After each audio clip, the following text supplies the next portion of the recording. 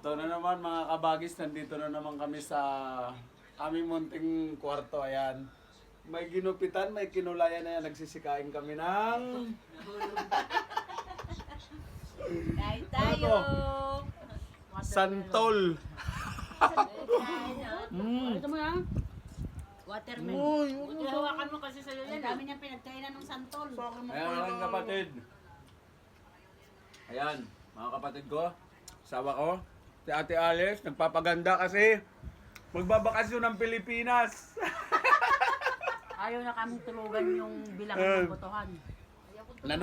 Nanonood ng nanonood ng resulta ng botohan sa Pilipinas. Nandito kami ngayon sa aming munting kwarto. Nanonood.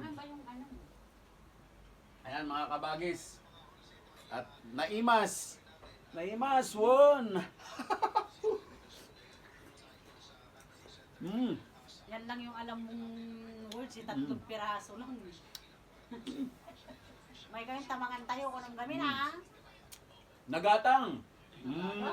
Apat. Anong nagatang? Anong nagatang? Anong nagatang? Sasao ka, amot-amot eh. Sasao. Nagatang. Yung bumili, nagpabili.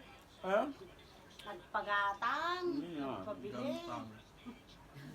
Ayan.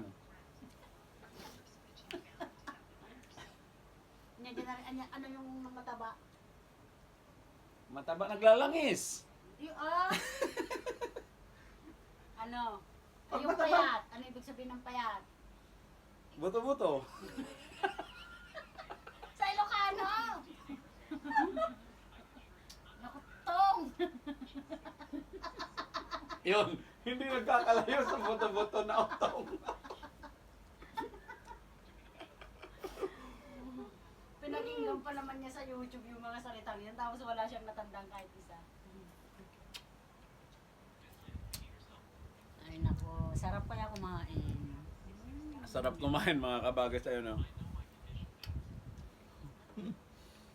Ito si pro ano yan.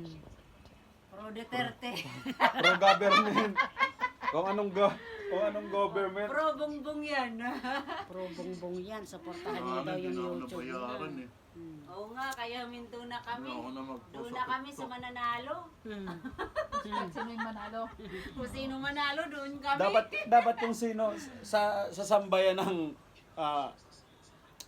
Pilipino, mga kabagis, alam nyo, ngayon tapos na ang botohan sa Pilipinas, ang gawin natin, kung sino ang nanalo, suportahan natin. Igalang natin, kasi ibinoto natin yun eh. Kung sino yung mga ibinoto natin, nanalo, lumabas, huwag tayo huwag tayo magsiraan. Huwag tayong sabihin na nakaupo